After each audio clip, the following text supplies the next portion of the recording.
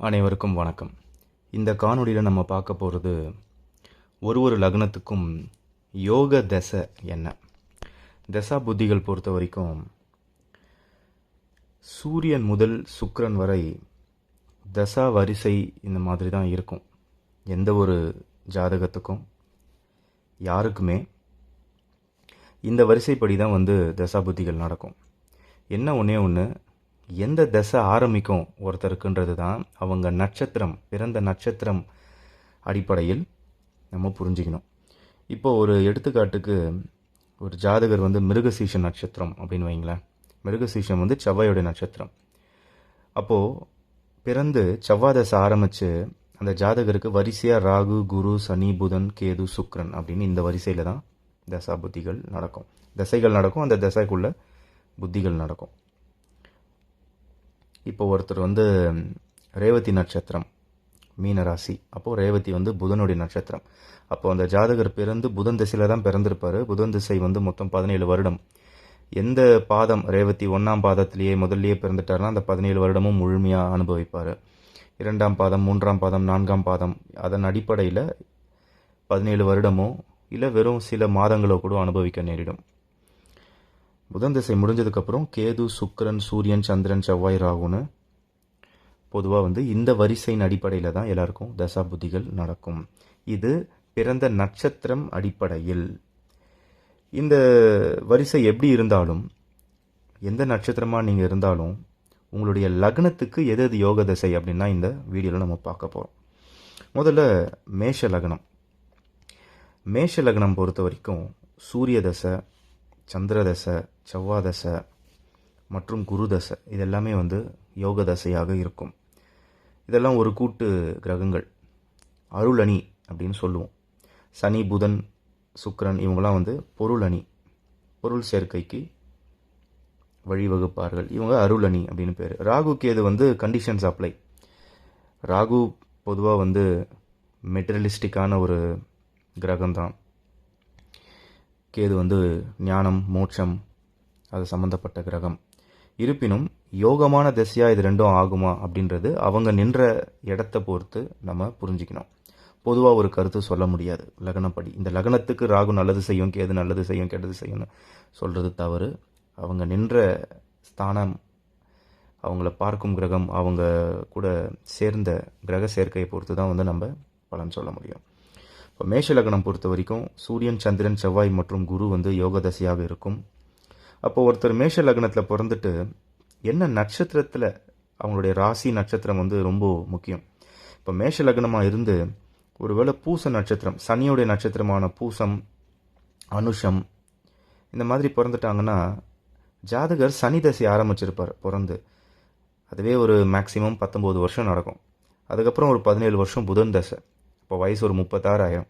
அதுக்கப்புறம் ஒரு 7 வருஷம் கேது தசை, 43 வயசு. அதுக்கப்புறம் ஒரு 20 வருஷம் சுக்கிர தசை, 63 வயசு. சனி, புதன், கேது, சுக்கிரன் இதை வாழ்ந்து முடிக்கும் போதே 63 வயசு ஆயிடுச்சுன்னா மேஷ லக்னத்தில் பிறந்தும் அந்த மேஷ லக்னத்துக்கான யோக தசைகள் சூரிய, சந்திர, செவ்வாய் மற்றும் குரு தசை அனுபவிக்காமையே மற்ற கிரகங்கள், மற்ற அணி, இன்னொரு அணியோடைய கிரகங்களுடைய தசைகள் அனுபவிக்கிறதுனால ஒரு பிரயோஜனமும் இருக்காது, யோகமான பலன்கள் இருக்காது. அப்போ என்ன முக்கியம்னா, ஒரு லக்னத்தில் நம்ம பிறக்கும் பொழுது அதோடைய யோக தசைகளை அனுபவிக்கக்கூடிய ஒரு நட்சத்திர அமைப்பு நமக்கு ரொம்ப முக்கியம். இதே மேஷ லக்னம் சுக்கிரனுடைய பரணி நட்சத்திரத்திலையோ இல்லை பூர நட்சத்திரத்திலையோ பூராட நட்சத்திரத்திலையோ ஒரு ஜாதகரை பிறந்திருக்காரு அப்படின்னு வைப்போம். இன்னொரு எடுத்துக்காட்டு, சுக்கிரன் அதிகபட்சம் 20 வருஷம் தசை நடத்தலாம். ஒருவேளை ஒரு 5 வருஷம் தசை நடக்குது பிறந்து ஜாதகருக்குன்னா 5 வயசு ஆயிடுச்சு. அதுக்கப்புறம் சூரிய தசை ஆரம்பித்து ஒரு 6 வருஷம், அப்போ ஒரு 11 வயசு ஆயிடுச்சு. அதுக்கப்புறம் 10 வருஷம் சந்திர தசை, 21 வயசு. அதுக்கப்புறம் 7 வருஷம் செவ்வாய் தசை, 28 வயசு. ஒருவேளை லக்ன அமைப்புப்படி ராகுவும் யோக தசையாக ஆயிடுச்சுன்னா அங்கேருந்து ஒரு 18 வருஷம், இப்போ ஒரு 46 வயசு. அதுக்கப்புறம் குரு ஒரு 16 வருஷம், 62 வயசு. இது யோகமான தசையவே தொடர்ந்து அனுபவிக்கக்கூடிய ஒரு யோகம் ஜாதகருக்கு ஏற்படும். இப்போ மேஷ லக்னத்துக்கு பொதுவாக சூரிய, சந்திரன், செவ்வாய், குரு யோக தசையாக இருக்குது. நட்சத்திரம், அந்த ராசி நட்சத்திரம் அடிப்படையில் யோக தசை நிறைய அனுபவிக்க போகிறாங்களா இல்லை யோகம் கொடுக்க தவற கிரகங்களோட தசையே நிறைய அனுபவிக்கிறாங்களா, இல்லை மிக்சடாக அனுபவிக்கிறாங்களா அப்படின்றது அவங்கவுங்க ராசி நட்சத்திரத்தை பொறுத்து அமையும். இதே லாஜிக், இதே அடிப்படையில் இப்போது ரிஷப லக்னத்துக்கு பார்ப்போம். ரிஷப லக்னத்தை பொறுத்த வரைக்கும் அப்பயே அது வந்து நேர்மாறா சனி தசை, புதன் தசை, சுக்கிர தசை, யோக தசை அமையும். ராகு தசையும் யோக தசையும் அமைய வாய்ப்புகள் அதிகம். ஏன்னா அதுவும் பொருள் அணிக்கு ஃபேவரபுளாக தான் ராகு பொது விதி பொதுவாக இருப்பார். இருப்பினும் ராகு நின்ற இடம் பொறுத்து பலன்கள் சற்றே மாறுபடலாம். ஜென்ரலாக சொல்லணும்னா சனி, புதன், சுக்கிரன் ரிஷப லக்னத்துக்கு யோக தசையாக தகுதியுடைய கிரகங்கள். நம்ம இன்னும் வேற ஒரு காணொலியில் வந்து அவயோக திசைகள் எந்த திசை வரவே கூடாது அப்படின்ற டீட்டெயிலாக நம்ம தனியாக இன்னொரு காணொலியில் பார்ப்போம். யோக திசைன்னும் போது சனி, புதன், சுக்கிரன் ரிஷபத்தை பொறுத்த வரைக்கும் அதே திசைகள் தான் மிதுன லக்னத்துக்கும். புதனுடைய லக்னம் மிதுனம். சனி தசை, புதன் தசை, சுக்கிர தசை இதெல்லாமே வந்து சிறப்பாக வேலை செய்யும், யோகமாகவே இருக்கும். சூரிய தசை கெடு பலன்கள் இல்லாமல் சுமாரான பலன். சந்திர தசையும் கொஞ்சம் சுமாரான பலன். அப்போ வந்து தொடர்ச்சியாக சனி, புதன், கேது, சுக்கிரன், சூரிய, சந்திரன்ற வரிசையில் தசைகள் அனுபவிக்கும் போது மிதுன லக்னக்காரர்களுக்கு வந்து மிக சிறப்பாக இருக்கும். யோகம் அப்படின்னு பார்த்தா சனி, புதன், சுக்கிரன் தான். அகெயின் கடக லக்னம் மறுபடியும் நம்ம அருள் அணிக்கிட்டே வரும். ஏன்னா சந்திரன் வந்து இந்த கூட்டில் இருக்கார் இல்லையா. அப்போது கடகம் லக்னமாக ஆக்கும் போது சூரிய தசை, சந்திர தசை, செவ்வாய் மற்றும் குரு தசை தான் யோக பலனை கொடுக்குது. ரொம்ப முக்கியமான விஷயம், கடக லக்னத்தில் பிறக்கிறவங்க ஒரு சுக்கிரனுடைய நட்சத்திரத்திலேயோ இல்லை ஒரு சூரியனுடைய நட்சத்திரத்திலேயோ பிறக்கும் பொழுது அதிகப்படியான யோக தசைகள், யோக பாக்கியங்கள் வந்து அனுபவிக்க நேரிடும். மாறாக இப்போ கடக லக்னம், கடக ராசினே வைங்களேன். கடக லக்னம், கடக ராசி. கடக ராசியில் இப்போ வந்து புனர்பூசம் 4ஆம் நட்சத்திரத்தில் இருக்காங்க. அப்போ பிறந்து ஒரு 3-4 வருஷத்துலேயே குரு தசை முடிஞ்சிடும். அது குருவுடைய நட்சத்திரம். அதுக்கப்புறம் வர்றது எல்லாமே சனி தசை 19, புதன் 17, 7 வருஷம் கேது, 20 வருஷம் சுக்கிரன்னு ஒரு 60 வயசு சுமார் இதுலேயே போயிடும். அப்போ கடக லக்னத்தில் பிறந்துட்டு சனி தசை நடந்தால் என்ன ஆகும்? அஷ்டம ஸ்தானம் சனி, அந்த தசை நடக்கும்போது சிறப்பு இருக்காது. புதன் தசை நடக்கும்போது 3க்கும் 12க்கும் உடைய புதன் தசை யோகமாக அமையாது. கேது தசை சொல்லவே வேண்டாம். சுக்கிர தசை கடக லக்னத்துக்கு பாதகாதிபதி தசையாக மாறும். இதெல்லாம் தாண்டி சூரிய தசை வரும்போது தான் கடக லக்னத்துக்கு புனர்பூசம் 4ல் பிறக்கிறவங்க ஒரு எடுத்துக்காட்டுக்கு சொல்கிறோம். இந்த வரிசையில் தசை நடந்துட்டா சூரிய தசை என்னைக்கு வருதோ அப்போ தான் வந்து வாழ்க்கையில் வந்து ஒரு முன்னேற்றம் தெரியும். அப்போ சூரியன் வந்து தனக்காரனாக வரார், 2ஆம் அதிபதியாக கடக லக்னத்துக்கு வர்றதுனால. அதுக்கப்புறம் சூரிய தசை, அப்புறம் சந்திர தசை நடந்தால் லக்னாதிபதி தசையாகவே மாறி அதுவும் யோகம் செய்யும். செவ்வாய் தசை நடக்கும்போது லக்னத்துக்கு 5 மற்றும் 10 யோகாதிபதி கடக லக்னத்துக்கு செவ்வாய், அந்த தசையும் வந்து சிறப்பாக இருக்கும்.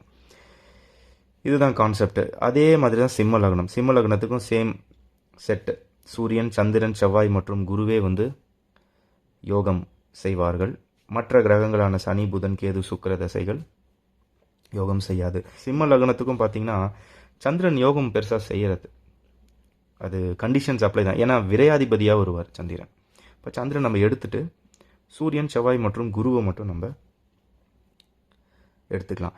இருந்தாலும் சந்திரனுடைய மூல திரிகோணம் வந்து கடகம் கிடையாது, அது வந்து ரிஷபம் தான். அதனால் ஒரு 10ஆம் இடத்தோடைய பலன் வந்து தூக்கலாகவே செஞ்சு யோகத்தை வந்து கொடுக்க முடியும். ஆனால் சூரியன், செவ்வாய், குரு கொடுக்குற அளவுக்கு சிம்ம லக்னத்துக்கு சந்திரன் கொடுக்க மாட்டார். இந்த வரிசை வந்து நீங்கள் ஞாபகம் வச்சுக்கணும், இது ரொம்ப முக்கியம். எனக்கு செவ்வாய் தசை நடந்துட்டு அதுக்கப்புறம் சனி தசை நடந்துடாதா, இல்லை சுக்கிரனுக்கு அப்புறமா திருப்பி எனக்கு சனி தசை வராதா, இந்த மாதிரிலாம் வந்து குழம்பிக்கூடாது. இதுதான் வரிசை, இதுதான் ஃபார்முலா. எந்த கிரகத்தோட நட்சத்திரத்தில் பிறக்கிறோமோ அங்கேருந்து வரிசையாக இந்த இப்போ நம்ம காமிக்கிற இந்த வரிசைப்படி தான் தசைகள் நடக்கும். இப்போ சிம்ம லக்னத்துக்கு சூரியனுடைய லக்னம் இதுன்றதுனால சூரிய தசை ஆரம்பிக்காது. சிம்ம லக்னம் ஜாதகத்தில் சந்திரன் எங்கே இருக்குன்னு பார்க்கணும். உங்கள் ஜாதகத்தில் சந்திரன் எந்த ராசியில் இருக்குது, எந்த நட்சத்திரத்தில் இருக்குன்னு பார்க்கணும். இப்போ சிம்ம லக்னம் சந்திரன் வந்து திருவோணம் நட்சத்திரம்னு வைங்களேன். இங்கே மகர ராசி திருவோணம் நட்சத்திரம் அப்படின்னா திருவோணம் நட்சத்திரம் எந்த கிரகத்தோடது? சந்திரனோடதே. ஸோ சுயசாரம் சந்திரன் வந்து சந்திரன் நட்சத்திரத்துலேயே இருக்கார். அப்போ சந்திர தசை தான் ஆரம்பிக்கும், அங்கேருந்து வரிசையாக வரும். இதே உங்களுடைய ஜாதகத்தில் சந்திரன் வந்து துலாமில் இருக்குது, சுவாதி நட்சத்திரத்தில் இருக்குன்னு வைங்க. இப்போ சுவாதி யாருடைய நட்சத்திரம்? ராகுவுடைய நட்சத்திரம். அப்போது ஜாதகர் பிறக்கும் போது ராகு தசை, அங்கேருந்து குரு, சனி, புதன், கேது, சுக்கிரன்னு வரிசையாக போகும். இப்படி தான் நீங்கள் புரிஞ்சுக்கணும். கன்னி லக்னம், மறுபடியும் இப்போ நம்ம பொருள் அணிக்கு போகிறோம். புதனுடைய லக்னம் இல்லையா? மறுபடியும் சனி, புதன், சுக்கிரன் தான் யோகத்தை செய்யும். ராகு வந்து புதனுடைய லக்னங்களுக்கு பொதுவாகவே கொஞ்சம் பெட்டராக அந்த யோகத்தை செய்யும். அதன் அடிப்படையில் அதே மாதிரி துலாம் லக்னமும் மீண்டும் சுக்கிரனுடைய லக்னம், அவங்க அணியில் இருக்கிற கிரகங்கள் தான் யோகத்தை செய்து, சனி, புதன், சுக்கிரன் மற்றும் ராகு. ஒரு இன்னொரு எடுத்துக்காட்டு பார்த்தீங்கன்னா, இந்த லக்னத்துக்கு ஒரு கொடிய பாவி தான் வந்து குரு. இப்போ துலாம் லக்னத்தில் பிறக்கிறவங்க குரு தசை நடக்குதுன்னா, எனக்கு குரு தசை நடக்குது யோகமாக இருக்குமா அப்படின்னா கிடையாது. அது வந்து 6ஆம் அதிபதியோடைய தசை. அப்போ அந்த 6ஆம் அதிபதி சில இடங்களில் இன்னொரு உபஜயஸ்தானங்களில் இருக்கும் பொழுது வேணால் ஒரு நியூட்ரலான பலன் கொடுப்பாரே தவிர யோகமாக அவர் ஆக வாய்ப்பே இல்லை. கெடு பலன்கள் இல்லாமல் ஓரளவுக்கு சமாளிக்கக்கூடிய பொசிஷன்ஸ் ஏற்படலாமே தவிர, நம்ம பேசிகிட்டு இருக்கிற தலைப்பு வந்து யோகம் ஏற்படுமா, யோக பலன்கள் கொடுக்க முடியுமானா கண்டிப்பாக குருவால் துலாம் லக்னத்துக்கோ ரிஷப லக்னத்துக்கோ, அதாவது புதனுடைய லக்னம் சுக்கிரனுடைய லக்னங்களுக்கு கண்டிப்பாக பாதகத்தையும் எதிர்வினையுமே வந்து குருவால் செய்ய முடியும். அதனால் பொதுவாக வந்து ஒரு இயற்கை சுபர் குரு, அப்போ எந்த லக்னமாக இருந்தாலும் எனக்கு குரு தசை நடக்குது, அப்போ எனக்கு டைம் நல்லா இருக்குது அப்படின்னு எடுத்துக்கூடாது. நிறைய ஜாதகர் வந்து நம்ம பேசும்போது பார்க்குறோம், எனக்கு குரு தசைன்னு சொன்னாங்க ஆனால் டைம் நல்லா இல்லையே. உங்கள் லக்னத்தை நீங்கள் முக்கியமாக பார்க்கணும். நீங்கள் வேறு ஒரு டீமோடைய லக்னத்தில் இருந்தீங்கன்னா குரு தசை எப்படி நல்லது செய்யும்? குரு தான் பெரிய பிரச்சனையே கொண்டு வரும். குரு தசையில் மரணமும் சம்பவிக்கும். எல்லா திசையிலையும் ஜனனமும் உண்டு, மரணமும் உண்டு. இது ரொம்ப முக்கியமான கான்செப்ட். இப்போ வந்து பொதுவாக ஒன்று சொல்லிட முடியாது, சுக்கிர தசை எப்பவுமே நல்லது, குரு தசை எப்பவுமே நல்லது, இப்படிலாம் வந்து ஒரு முடிவுக்கு நீங்கள் வர வேண்டாம். அதன் வரிசையில் அடுத்தது விருச்சிக லக்னம் பார்க்குறோம். விருச்சிக லக்னம் செவ்வாயோடைய லக்னம். அப்போ வந்து சூரியன், சந்திரன், செவ்வாய் மற்றும் குரு திசைகளே வந்து யோகம் செய்ய போது, இது வந்து கேதுவுக்கு வந்து ஒரு ஓனர்ஷிப், ஒரு ஷேர்டு ஓனர்ஷிப் இருக்குது அப்படின்னு சொல்கிறோம். விருச்சிகம்ன்றது வந்து என்ன, விருச்சிக ராசியோட தன்மை என்ன, நம்ம புரிஞ்சிக்க முடியாத ஒரு விஷயம். காலச்சக்கரத்துக்கு அஷ்டமஸ்தானம். கேது வந்து ஷேர்டு ஓனர்ஷிப் விருச்சிகத்துக்கு இருக்குது. இப்போ கேது தசை பொதுவாக விருச்சிக லக்னங்களுக்கு வந்து யோகம்னு சொல்ல முடியாது, ஆனால் ஒரு மாதிரி ஒரு சின்ன ஒரு பயாஸ், ஒரு ஃபேவரட் லக்னமாக அது இருக்குது.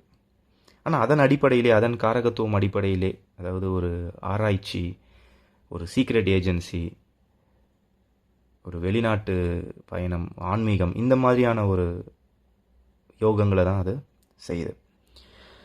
ஞானம் அந்த மாதிரி. மற்றபடி சூரியன், சந்திரன், செவ்வாய், குரு மட்டுமே யோக பலனை வந்து விருச்சிக லக்னத்துக்கு கொடுக்க முடியும். அதே மாதிரி தான் தனுசு லக்னமும். குருவுடைய லக்னம் சூரியன், சந்திரன், செவ்வாய் மற்றும் குரு யோகம் செய்வார்கள். சுக்கிரன் வந்து கொடிய பாவி, 6ஆம் அதிபதி. புதன் வந்து பாதகாதிபதி, பாதகம் செய்வார். சனி வந்து சுமாரான பலன். இப்போ எப்படின்னா, ஒரு அணியில் இருக்கிற கிரகங்கள் அந்த அணியில் இருக்கிறவங்களுடைய லக்னங்களுக்கு யோகத்தை செய்து, நீங்கள் அதை புரிஞ்சுருந்துருப்பீங்க இப்போ இவ்வளோ நேரத்தில். இன்னொரு அணியில் இருக்கிற கிரகங்களில் 2 கிரகமாவது கொடிய பாவியாக இருக்கும், ஒரு கிரகம் சுமாரான பலன் இருக்கும். இப்படி தான் இருக்குது தசா புத்திகள். இப்போ இந்த தனுசு லக்னத்துக்கே சுக்கிரன், புதன் பாவிகள், குரு, செவ்வாய், சந்திரன், சூரியன்லாம் யோகம் செய்ய போகிறாங்க.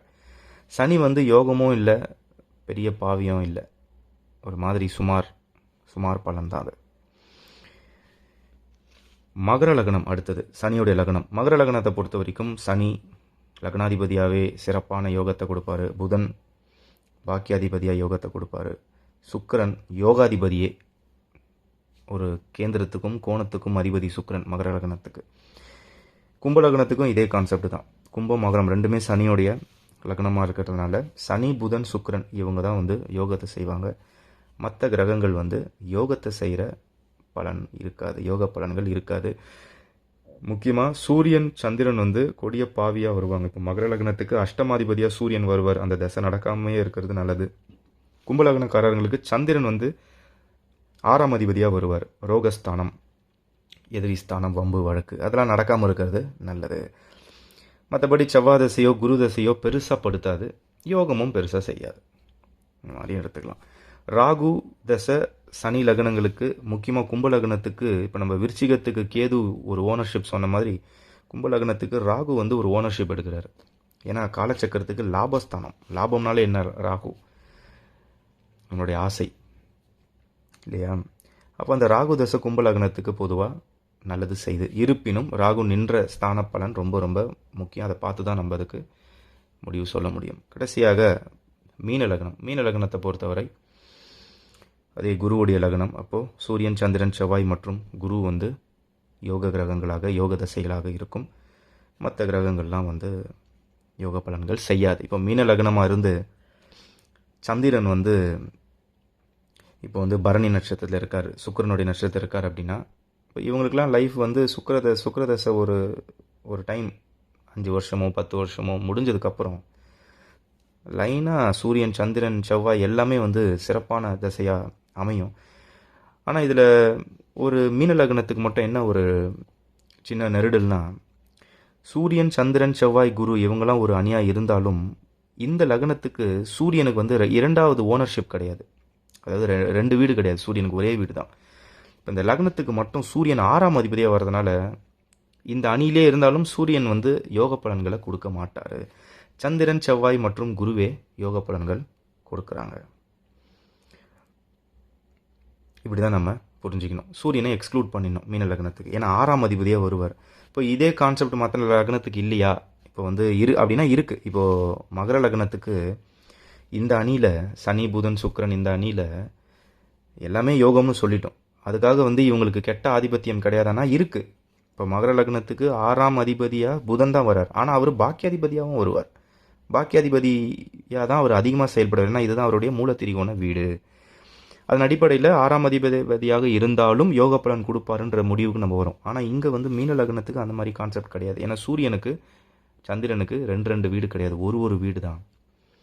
அப்போது நண்பர் ஒரே அணியோடைய லக்னமாக இருந்தாலும் ஆதிபத்தியம் வந்து அவங்கள வந்து யோக பலனை செய்ய விடாமல் தவிர்க்கும். ரொம்ப கிளியராக இருக்கும்னு நினைக்கிறேன். இந்த காணொலியில் நம்ம பார்த்துருக்கிறது வந்து எந்தெந்த தசைகள் வந்து ஒரு லக்னத்துக்கும் யோகத்தை செய்யும் அப்படின்னது பார்க்குறோம். இன்னொரு காணொலியில் மற்ற ஒரு தலைப்போடு உங்களை சந்திக்கிறேன். நன்றி, வணக்கம்.